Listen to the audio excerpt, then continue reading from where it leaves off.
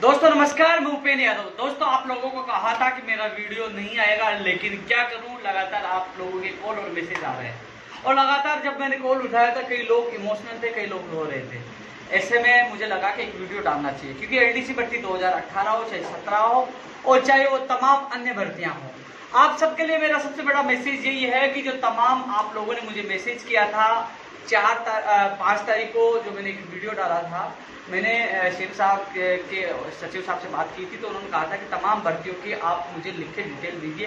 तो आप लोगों की वो डिटेल आपने मुझे भेजी थी, वो डिटेल एक बार तो मैंने इनको भेज भी दी है। इसके अलावा लेटर पैड पे टाइप करवाकर मैं सोमवार या मंगलवार को कभी भी, क्योंकि मैंने मंत्री जी से बात की है कोटपुतली वाले से, उन्होंने कहा है कि वो जल्दी से में मुझे एक मीटिंग फिक्स कराएंगे। तो मैं समय मांग रहा हूँ, जब भी मेरी मीटिंग होगी तो मैं खुद व्यक्तिगत भी तमाम भर्तियों का जो मामला है, चाहे अधीनस्थ बोर्ड की हो चाहे आरपीएससी की हो, उनका नाम तो नहीं ले पाऊंगा क्योंकि मैं पहले जिक्र कर चुका हूँ। आपको पता है कौन कौन सी भर्तियां हैं, उस पिछले वीडियो में आपको पता है। उन तमाम भर्तियों की डिटेल मैंने खुद ने बनाई है बैठ के घर पे, और उनको मैं एक बार तो उनको व्हाट्सएप मेल के जरिए भेज चुका हूँ, और एक मैं व्यक्तिगत मिलकर सीएमओ में वो पूरी मैं रिपोर्ट दूंगा कि जो तमाम भर्तियां लंबित है, चाहे आरपीएससी के जिनका परिणाम जारी होना है, कई भर्तियां जो कोर्ट में हैं, चाहे आरएस भर्ती 2018 हो, चाहे आप कृषि प्रेक्षक हो, महिला सुपरवाइजर हो, प्रयोगशाला सहायक हो, ये कोर्ट में लंबित है भर्तियां, चाहे फायरमैन की भर्ती लंबित वो हो। इसके अलावा जिनकी परीक्षा तिथि जारी होनी, चाहे पटवारी हो, चाहे वन रेंजर हो, और चाहे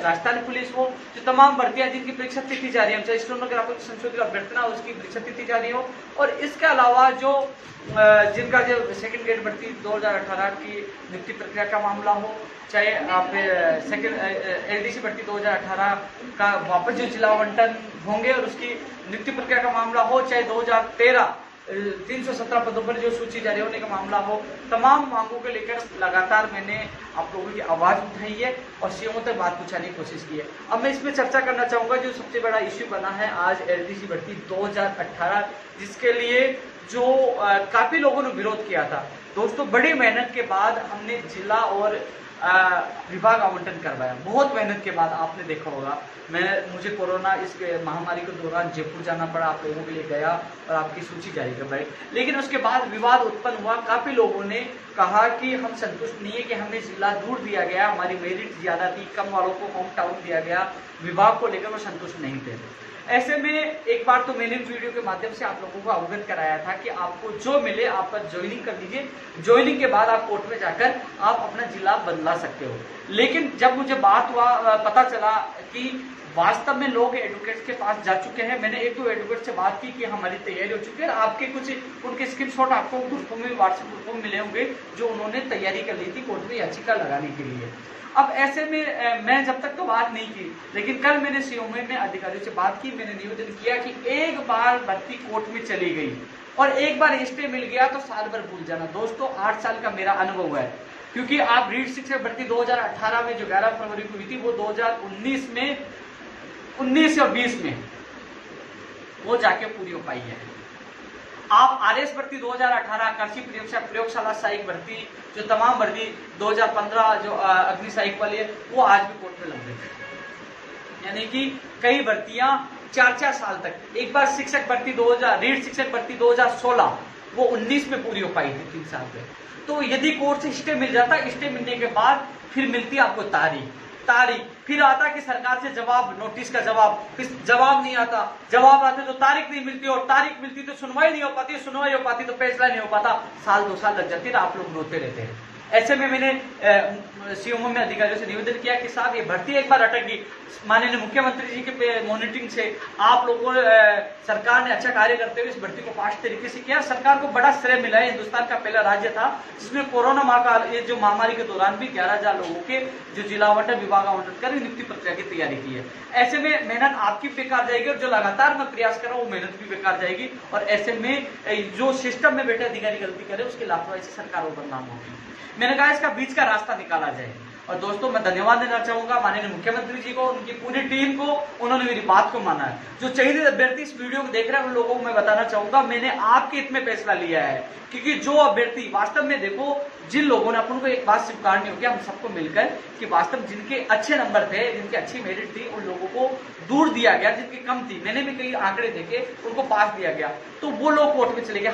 मैं ज्यादा अपील करके कुछ लोगों को रोक सकता हूँ, हर व्यक्ति को नहीं रोक सकता। जिन लोगों ने याचिका तैयार कर दी, मान लीजिए मैं अधिकतर लोगों को रोक देता, एक व्यक्ति जाके स्टे ले लेता तो आप लोग साल भर तक रोते रहते और मुझे ही भागना पड़ता है। मुझे पता है कि क्या स्थिति हो पाती है आपकी मानसिक और आर्थिक स्थिति से आप परेशान हो जाते हैं। ऐसे में मैंने मजबूती से बात रखी, चाहे जिन लोगों के साथ गलत हुआ जिला आवंटन विभाग आवंटन उनके साथ हो पाएगा, सही हो पाएगा और आपका भी समय बचेगा साल भर 2 साल। क्योंकि मैंने उदाहरण दिए इन भर्तियों के, आपने देखा कितने टाइम तक भर्तियां लटकी पड़ी है। आपने प्रयोगशाला सहायक भर्ती 2018 देखो, जिला आवंटन के ऑप्शन भर लिए गए, स्टे है, उनको ज्वाइनिंग नहीं हो पा रही। सारी भर्ती आप उठा के देख लीजिए, एक बार भर्ती जाने के बाद कम से कम 6 महीने, साल भर, 2 साल, 3 साल, पता नहीं कितने दिन रुक जाते हैं। तो उन्होंने मेरी बात मानी। अब इसमें निष्कर्ष निकल के आया दोस्तों, जो निर्णय हुआ आप लोगों को मैं अवगत कराना चाहता हूँ। लोग अभी कॉपी पेस्ट करने के लिए भी काफी लोग तैयार होंगे, क्योंकि हम लोग धरातल पे काम करते हैं, आप लोगों के लिए मेहनत करते हैं। मेरी अधिकारियों, संबंधित अधिकारियों से बात हुई है, इसमें ये निकल के आया है कि विभाग दोबारा से मेरिट वाइज दोबारा से एआरडी विभाग द्वारा आवंटन किया जाएंगे। विभागों का आवंटन दोबारा होगा एआरडी विभाग के द्वारा और वो सॉफ्टवेयर के द्वारा मेरिट के आधार होगा। और आवंटन होने के बाद जो विभागाध्यक्ष है, जैसे शिक्षा विभाग बीकानेर है, जैसे आबकारी विभाग है, पीडब्ल्यूडी है, पीएचडी, जो भी विभाग है, उन विभागाध्यक्षों को सूची मेल कर दी जाएगी या सूची भेज दी जाएगी। और सूची जाने के बाद वो लोग, जैसे मान लीजिए आप 200 लोगों को शिक्षा विभाग मिला है, तो फिर शिक्षा विभाग का काम है उन 200 लोगों की मेरिट बनाकर, चाहे वो काउंसिलिंग के माध्यम से कैसे भी, वो उनकी मेरिट के आधार पर उनका जिलों का आवंटन करेंगे। वहां पारदर्शिता रहेगी। 200 लोग हैं तो 200 लोगों को पता चलेगा कि मेरे नंबर कितने हैं, किसके कितने हैं, ज्यादा है कम है, तो मेरिट के आधार पर फिर उनको जिला मिलेगा। अब कुल मिलाकर निष्कर्ष ये निकला है, पहले विभागों का आवंटन होगा मेरिट के आधार पर, और आवंटन होने के बाद सभी विभागाध्यक्षों को वो सूची मेल की जाएगी, वो भेजी जाएगी। उसके बाद वो विभागाध्यक्ष अपने विभाग यानी कि वो खुद मेरिट जारी करेंगे, मेरिट के अनुसार वो जिला आवंटन वो करेंगे और जिला आवंटन के बाद आपकी नियुक्ति प्रक्रिया शुरू होगी। अब लोगों का सवाल है इस प्रक्रिया में कितना टाइम लगेगा, इसलिए मैं आप लोगों को इस बार कुछ भी नहीं बताऊंगा, क्योंकि पिछली बार मैंने आप लोगों को बताया तो आप लोगों ने मेरा जीना बिल्कुल भी आपने मुश्किल कर दिया था लगातार। क्योंकि दोस्तों आपको पता है पिछली बार जो सॉफ्टवेयर टेस्टिंग रिजल्ट जब टेस्टिंग होती है इसमें 2-4 दिन लग गए, टेस्टिंग में 2-3 दिन खराब हो चुके थे पिछली बार। इस बार भी टेस्टिंग होगी दोबारा तो 2-3 दिन फिर लगेंगे। इसके अलावा एक्स्ट्रा टाइम लगेगा 5 से 10 दिन, 5 दिन लग जाए, 10 दिन लग जाए, 7 दिन लग जाए, 6 दिन लग जाए, ये समय है। कभी भी ये इतने दिन तो लगेंगे। इसके बाद वो सूची उनको भेजेंगे, फिर विभाग वाले जिला आवंटन का कार्य करेंगे।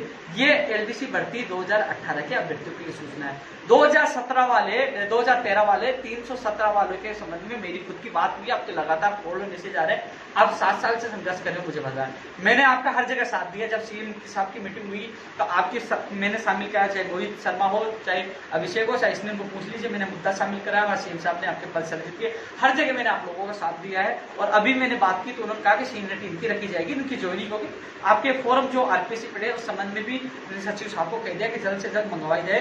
तो मैं आपकी भी हेल्प कर रहा हूँ, जल्द से जल्द आपकी सूची जारी हो, आपको खुशखबरी मिले। आप 7 साल से संघर्ष कर रहे हो। 2018 वालों को कहना चाहूंगा, अब 2013 वालों से इनसे सबक लीजिए। मैंने भी पूरा सहयोग किया, लेकिन इन लोगों ने इतनी मेहनत की है कि 7 साल से लोगों ने हार नहीं मानी। तुम बात करिए, कोर्ट में भी गए हैं, जीते हैं, और आज इनको मंजिल मिलने के लिए तैयार हो। और आप 3 दिन क्या परिणाम, आपका जो सूची क्या लेट हो जाए, आप 3 दिन में हंगामा कर देते हो। 3 दिन में उसकी ईमानदारी, जो मेहनत करने वाला है उसके ऊपर आप आरोप लगा देते। कम से कम जो मेहनत करता है, आप लोगों के लिए निकल के घर से गया। और रही बात जो मैंने बेरोजगार संघ छोड़ा, तो मैं कह दूं कि बेरोजगार संघ ऐसे नहीं चलता। मैं सक्षम नहीं हूं, मैं इतना बड़ा वो अमीर नहीं हूं, क्योंकि आर्थिक स्थिति कमजोर होने के कारण मैंने संगठन छोड़ा है, अध्यक्ष और संयोजक पर छोड़ा है। रही बात प्रवक्ता के तौर पे इसलिए काम कर रहा हूँ कि रविंदर और सभी लोगों ने निवेदन किया कि भाई कि हम लोग बोलने में कम माहिर है, हम लोग मजबूती से बात नहीं रख पाएंगे। जब तक हम लोग मजबूत नहीं बन जाए, जब तक आप हमारे संगठन, चाहे आप धरना प्रदर्शन में शामिल मत होना या आप कहीं मत जाना, कम से कम आप प्रवक्ता के तौर पर हमारी आवाज बुलंद करते रहना। इसलिए मैं मीडिया वाले जब कॉल आते हैं तो मेरी बाइट भेज देता हूँ, मैं मेरी स्टेटमेंट दे देता हूँ। वो घर बैठे भी मैं स्टेटमेंट दूंगा, आपकी आवाज को घर पे भी उठाऊंगा, लेकिन मैं धरना प्रदर्शन नहीं कर सकता, नहीं कहीं आप लोगों के लिए जा सकता, न मैं मेरे पास पैसे कि मैं आप लोगों के लिए, जिस प्रकार 3 मार्च को भी मैंने जेब से पैसे दिए, जिस प्रकार हर जगह मैं जाता हूँ तो जेब से पैसा देता हूँ, लेकिन हर बार नहीं दे पाऊंगा, क्योंकि 9 साल से मैं खुद इतना कमजोर हो चुका हूँ। मेरे संगठन के, मैंने पिछले पहले बताया था, 14 से 15 लाख रुपए का कर्जा था। अब मुझे वो कर्जा भी उतारना, मुझे मेरा परिवार को संभालना है, क्योंकि लगातार मैंने कभी किसी भी बेरोजगार से 1 रुपए नहीं मांगा। मेहनत और ईमानदारी से कई 1.5 से 2 लाख लोगों को ज्वाइनिंग दिलाई है, और आज संगठन 1 नंबर संगठन बना हुआ बेरोजगार महासंघ। लेकिन ये मैं लोगों को कहता कि मेरी आर्थिक स्थिति से मैं संगठन छोड़ रहा हूं, तो लोग कहते नहीं नहीं, और फिर वही आरोप लगाते कि देखो पैसे मांगने के लिए कर। इसलिए मैंने छोड़कर फिर आप लोगों को बता रहा हूं, क्योंकि बिना आर्थिक मजबूती संगठन नहीं चलता। इसलिए मुझे मजबूरी में संगठन छोड़ना पड़ा है, क्योंकि गाड़ी चलती है तो पेट्रोल चलती है, हर जगह भागना पड़ता है, ज्ञापन की कॉपी, मेल, सब कुछ जेब से लगता है, धरना प्रदर्शन सब कुछ। इसलिए मजबूरी में संगठन का मुझे प्रदेश अध्यक्ष के संयोजक पद त्यागना पड़ा। अब ये टीम है, अच्छा कार्य करेगी, उनको सपोर्ट दूंगा, लेकिन मैं प्रवक्ता के तौर पर मैं इन लोगों को इनके पक्ष में, बेरोजगार पक्ष में स्टेटमेंट देता रहूंगा। इसके अलावा जो भी फेसबुक पे मैं कम चीजें डालूंगा, ट्विटर अकाउंट मेरा पड़ा है, उसमें ट्विटर अकाउंट पे मैं अपडेट देता रहूंगा। जैसे मेरे अधिकारियों से बात होगी तो मैं कोशिश करूंगा अधिकतर आप लोगों को सही अपडेट देता रहूं, जो आप लोग बिना चिंतित वहां दे सकते, अपनी दुविधाएं दूर कर सके। इसके अलावा दोस्तों, जो तमाम भर्तियों के लिए आप लोगों ने मुझे नोट्स करवाया था, चाहे सेकंड ग्रेड, जो तमाम भर्तियां थी, उनको मैंने नोट करने के बाद उनको एक बार व्हाट्सएप को मेल कर दिया था। अब जैसे जो 587 का मामला है, इन लोगों को विश्वास दिलाया था मैं आप लोगों के साथ हूँ। आप लोगों के लिए मैंने मंत्री जी से बात की है, वो कह रहे हैं सोमवार या मंगलवार को मुझे सीएम ओएसडी साहब से मिलवाएंगे। मैं कोशिश कर रहा हूं कि मैं जयपुर जाकर उन 587 की बात मजबूती से रखूं, उनको भी न्याय मिले। उनकी पीडीएफ जो मुझे आज मिली थी, जो पूरी शानदार तरीके से बनाई गई थी, उसको मैंने सीएम सचिव साहब को, जो 2-3 ओएसडी हैं, आरती बेन जी हो, ललित जी हो, लेखराज जी हो, तमाम लोगों को मैंने सेंड किया है। मैं खुद व्यक्तिगत मिलकर आपकी बात मजबूती से रखूंगा।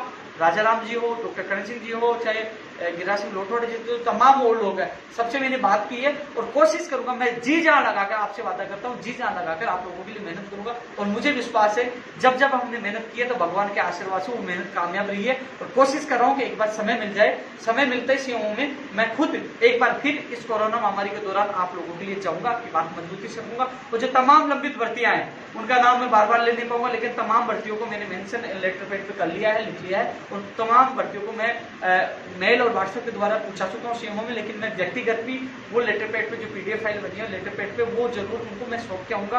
कोशिश करूंगा जो लंबित भर्तियां कोर्ट से वो भी जल्द से जल्द निकले, जिनका परिणाम जारी हो ना परिणाम जारी हो, और जिनकी नियुक्ति प्रक्रिया शुरू हो ना नियुक्ति प्रक्रिया शुरू हो। इसके अलावा एक बड़ा इश्यू जो बेरोजगारों को किराया माफ हो, क्योंकि दोस्तों किराया माफ होने की बात इसलिए उठती है कि यदि बेरोजगारों को पता होता कि लॉकडाउन इतना लंबा चलेगा तो बेरोजगार अपना सामान घर ले जाते और कमरा किराया उनको अब देने की वो आवश्यकता नहीं पड़ती। क्योंकि अब मकान मालिक फोन कर रहा है कि भैया दूसरा महीना चल गया और लॉकडाउन लंबा चला तो तीसरा महीना आ जाएगा, तो बेरोजगार कहां से इतना पैसा दे पाएगा। इसलिए माननीय मुख्यमंत्री जी से मांग करेंगे कि वो किराया बिल्कुल जब से लॉकडाउन स्टार्ट हुआ और जब समाप्त होगा, जब तक वो किराया बिल्कुल माफ किया जाए। इसके दौरान कई लाखों विद्यार्थियों ने कोचिंग फीस जमा करा दी थी विभिन्न भर्तियों की, तो वो अभी तक कोचिंग वालों ने ये स्पष्ट नहीं किया कि वो कोचिंग करवाएंगे लॉकडाउन के बाद या पैसे वापस लौटाएंगे। उस पर भी मुख्यमंत्री जी से निवेदन किया जाएगा, स्पष्ट निर्देश दे कि लॉकडाउन समाप्त के बाद कोचिंग वाले वो वापस फीस देंगे या कोचिंग करवाएंगे, क्योंकि हमारी मांग है कि उसी फीस में या तो कोचिंग करवाई जाए या फीस वापस लौटाई जाए। दो इश्यू ये भी है, किराया माफ वाला और कोचिंग वाला, ये भी मुख्यमंत्री जी के सामने मजबूती से रखूंगा। इसके अलावा तमाम भर्तियों का नाम नहीं लिखूंगा, उनको मैंने पीडीएफ जो लेटर पैड पे टाइप करवा लिया है, उन सबको मैं माननीय मुख्यमंत्री जी के सामने रखूंगा। इसके अलावा रीट शिक्षक भर्ती 2020 के संबंध में जो विज्ञप्ति है वो भी मैं बात करूंगा। तमाम भर्तियों की मैंने जो सारा संग्रह किया है वो सारी चीजें मेरे पास है, मैं पूरी मजबूती से बात रखूंगा। और इसके अलावा आज जो वीडियो डालने का उद्देश्य था, लगातार मुझे कॉल और मैसेज कर रहे थे, मैं देख रहा था, मैं पीड़ा समझता हूँ, हर बेरोजगार की समझता हूँ, लेकिन मैंने मजबूरी में पद छोड़ा। लेकिन मैं एक प्रवक्ता के तौर पर आप लोगों का आवाज मीडिया में, सोशल मीडिया में उठाता रहूंगा। लेकिन पहले जैसे जैसे धरना करना, अनशन करना, लटकाना, जेल जाना, ज्ञापन देना, वो नहीं कर पाऊंगा, क्योंकि उसमें घर से निकलना पड़ता है। मेरी पारिवारिक और कई व्यक्तिगत भी समस्याएं हैं, घर पे भी मुझे जो माता पिता को उनसे 9 साल बाद समय दे पाऊंगा। अब 9वां साल चल रहा है संघर्ष का, तो कहीं ना कहीं मुझे, आपको खुद को पता है कि जो घर वालों परिवार का साथ देते थे वो समय तो मैंने आपकी सेवा में निकाल दी बेरोजगार, लेकिन फिर भी मैं खुश हूँ कि लाखों लोगों को रोजगार मिल पाया। हालांकि मैं आप लोगों को विश्वास दिलाता हूँ, यदि मैं स्टेबल हो जाता हूँ, मुझे लगता है कि मैं मजबूत हो गया हूँ वापस आर्थिक तौर पर, तो आप चाहो तो मैं वापस बेरोजगार संघ में जुड़कर आपकी सेवा करने के लिए वापस आ जाऊंगा। लेकिन जब तक मैं स्टेबल नहीं हो जाता, जब तक मेरी मजबूरी आप लोगों को समझ नहीं होगी, क्योंकि मैं आप लोगों को पूरा समय नहीं दे पाऊंगा।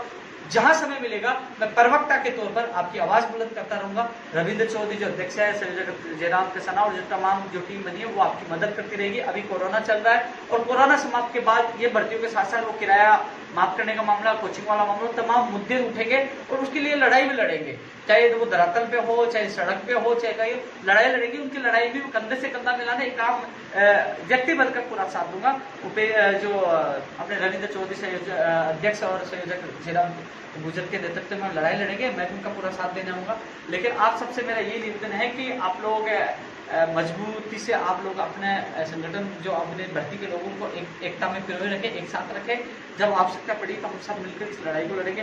दोस्तों, इसके अलावा एलडीसी भर्ती 2018 वालों को मैंने कह दिया है कि आपका जो प्रक्रिया होगी मैंने आप लोगों को समझा दी है, लेकिन जो आज निर्णय हुआ है वो आपके हित में हुआ है। कम से कम ये भर्ती आपकी लंबी नहीं अटकेगी, लटकती तो आपके सपने शायद पूरे नहीं हो पाते। ऐसे में अब 5 से 10 दिन आप इंतजार करिए कि आपके जो सूची जो विभाग आवंटन होगा, फिर जिला आवंटन का वो विभाग जो जिस विभाग अध्यक्ष है या विभाग कार्य करेगा वो आपके सामने हो जाएगा। लेकिन जितनी मदद होगी मैं आप लोगों की करता रहूंगा। जय हिंद, जय भारत।